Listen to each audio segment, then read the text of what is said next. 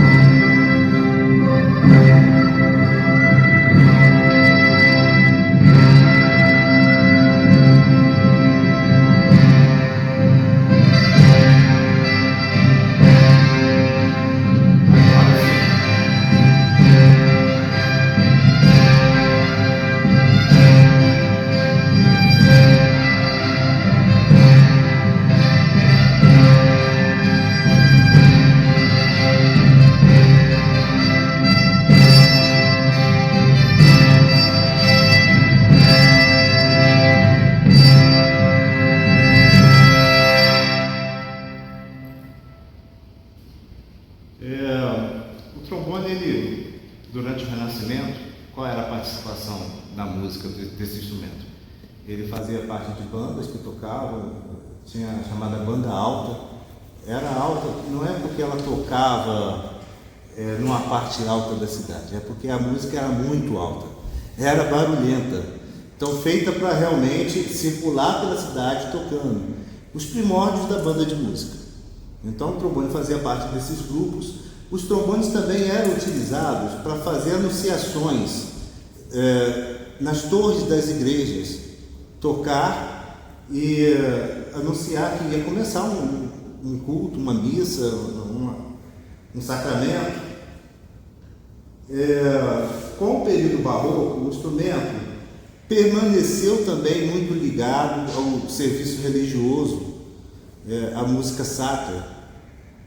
Nós temos aqui uma obra de Harris Schultz, que se chama Filho-me Absalom, que é um canto de lamento de Salomão, né? O cantor se coloca na pessoa do rei Salomão, que lamenta a morte de seu filho Absalão. E era um filho que estava tentando tirá-lo do poder. Mesmo assim ele lamentava. Então essa obra foi escrita para canto e tem uma participação muito forte do trombone, muito precisa.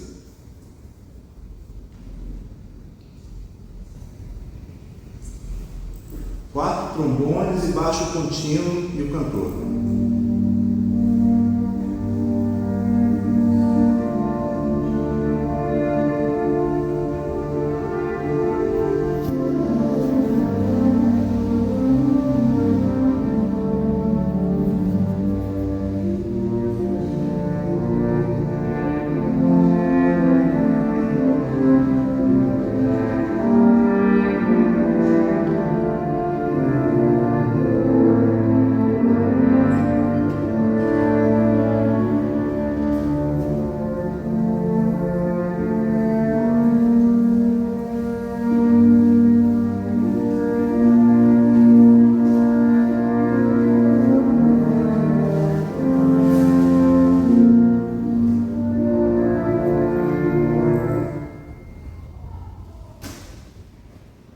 O período clássico marcou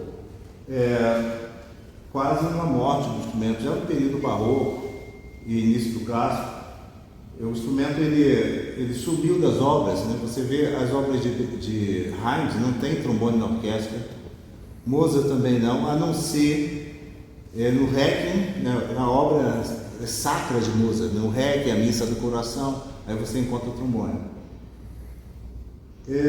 Mas Beethoven teve um papel importantíssimo para trazer o instrumento de volta para a orquestra.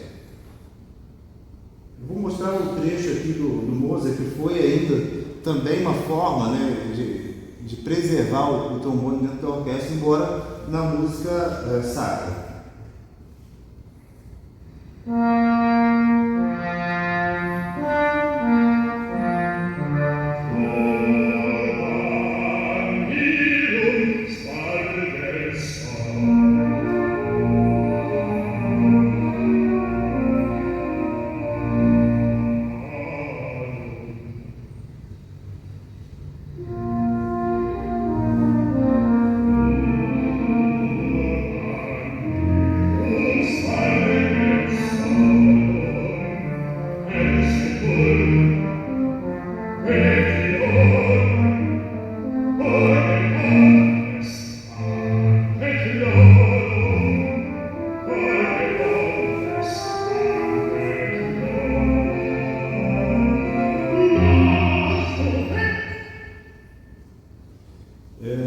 Trabalhei durante 10 anos numa orquestra sinfônica e eu comprei o trombone alto para poder tocar essa obra. Durante 10 anos eu acho que eu toquei umas 3 ou 4 vezes.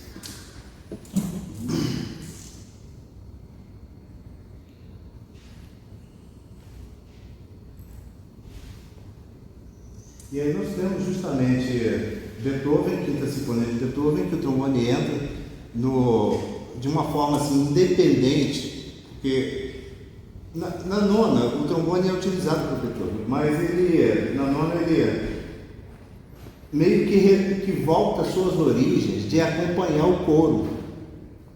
No entanto, na quinta de Beethoven, o instrumento já é usado com uma maior independência melódica. Ele entra marcando aí o último movimento da sinfonia. Isso aqui nós gravamos com os alunos durante a pandemia, cada um na sua casa. E depois eu juntei num arquivo MIDI.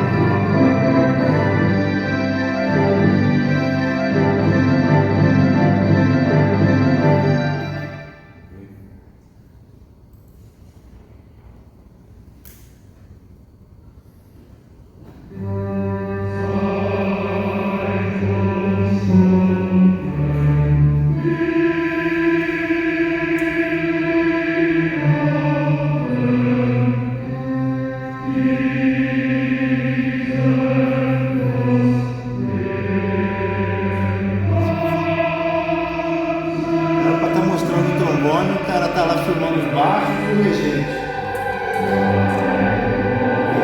A gente ouviu, né? Período romântico, a participação do trombone na orquestra mudou um pouco. Tem uma maior liberdade melódica e também uma maior dificuldade na performance em si, que toca-se mais notas e tal. Tem uma outra coisa interessante, que desde o período renascentista, o trombone sempre esteve junto, num consorte, ou seja, trombone alto, tenor e baixo. Já em Beethoven, o trombone alto caiu um pouco em desuso e passou-se a se usar 2 trombones tenores e o trombone baixo.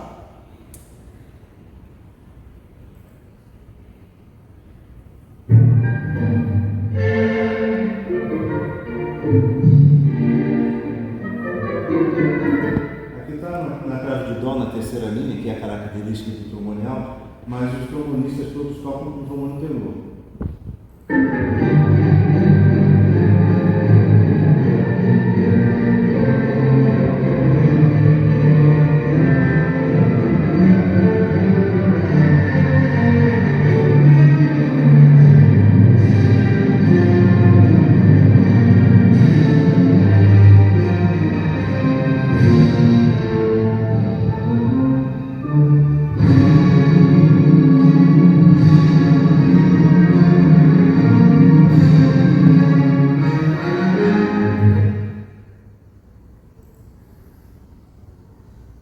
Na Sinfonia 3 de Mahler, o trombone aparece como solista na orquestra, o que é uma coisa bem rara.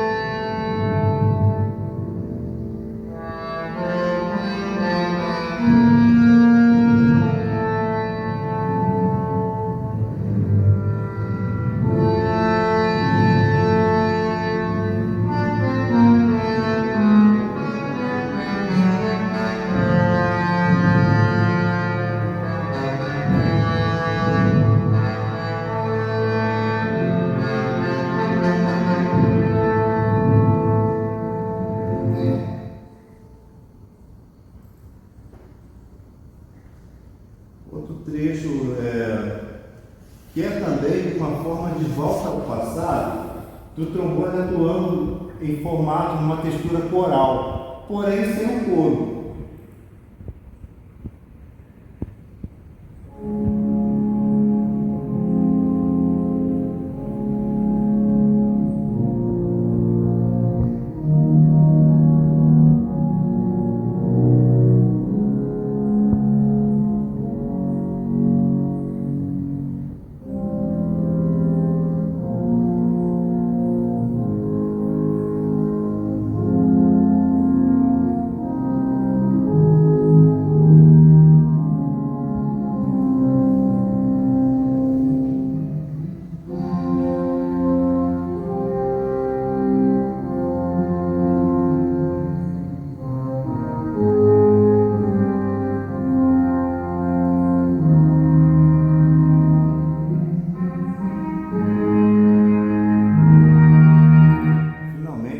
Deu o ar da graça.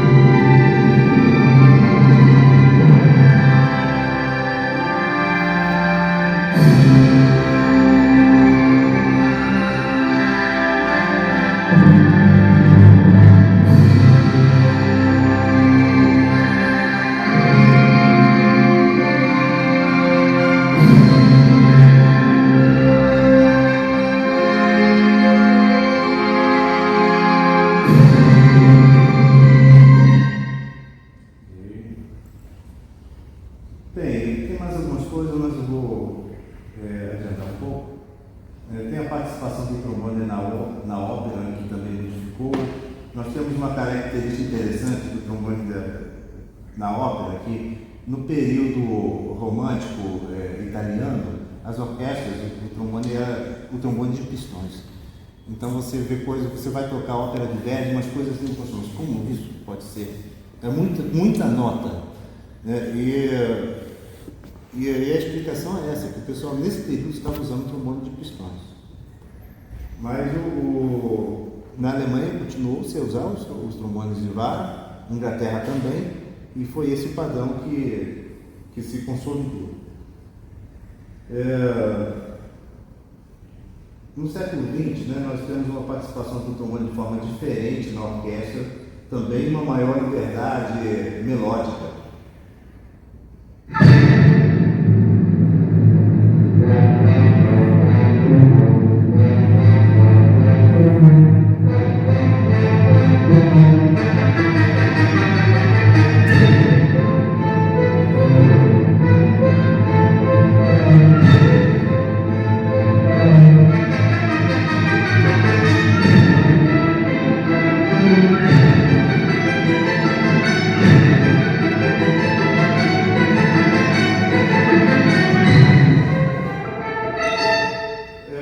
As ocasiões que eu fiz audição para a orquestra, esse trecho orquestral sempre estava lá entre aqueles que poderiam ser pedidos.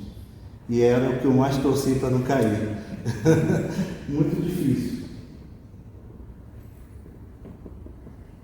No século XX a gente teve o trombone sendo muito utilizado também, muito presente nas bandas de música, né? Nós temos Stars, Espírito Forever, João Felipe Souza, as bandas brasileiras também, com os dobrados.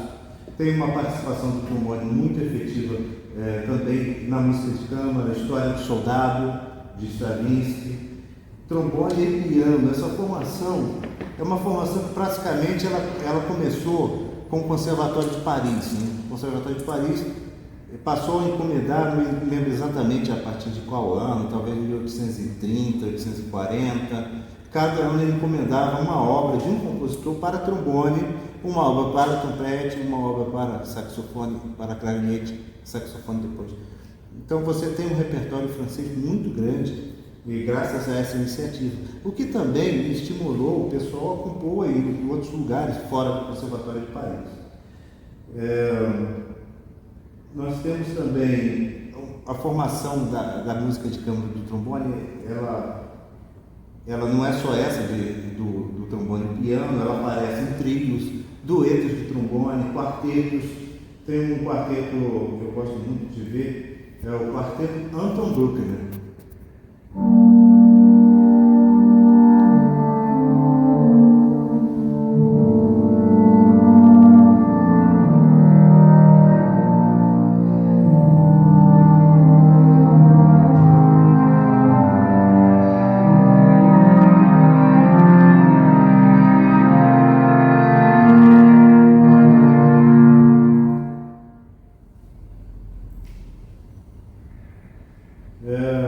E a participação do trombone em quintetos de metais. Eu particularmente, eu sou muito apaixonado pela formação do quinteto de metais, porque você tem todos esses instrumentos da família juntos, e com apenas 5 instrumentos, é possível tocar muito do repertório sinfônico de forma reduzida. Então a gente tem acesso ao melhor das composições da história da humanidade, um grupo de 5 músicos. Você pode colocar num carro, viajar e tocar em lugares. Tem uma mobilidade muito grande e soa com muito volume de som também. Tem a formação de sexteto de trombone, coragem de trombone, que eu não vou mostrar para vocês. E tem um pouco de metais também, né? E mais recentemente a gente tem tido um crescimento da expressividade do trombone no jazz. O jazz, eu creio que é uma volta ao passado, uma maior possibilidade de interpretação, de liberdade interpretativa, de criação para o músico. Quando a gente está lendo uma partitura e o compositor anotou ali tudo, mais ou menos quase tudo que você deve fazer, você tem uma possibilidade de criação. Você pode variar na dinâmica, por exemplo, de acordo com o local. Você pode escolher a articulação ideal para aquele tipo de música, né? Fazer, às vezes, um rubato, um crescendo, um retardando. Mas a gente não tem, na música clássica, a liberdade de mexer na melodia, né? E já no jazz, a melodia, ela te pertence. Você tem essa liberdade.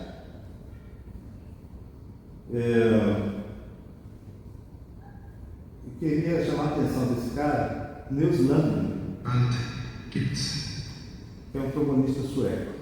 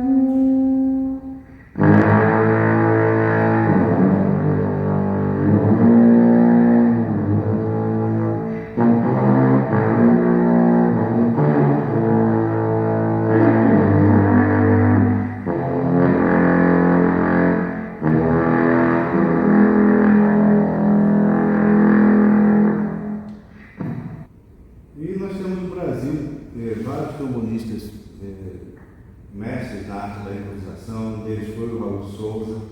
Nós temos também da nova geração o Tesco, né?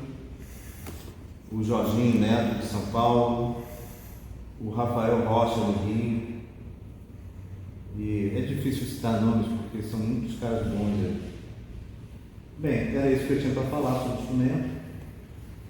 E a gente também está fazendo esse registro em vídeo, né? E preparando esse material também para ser disponibilizado na internet.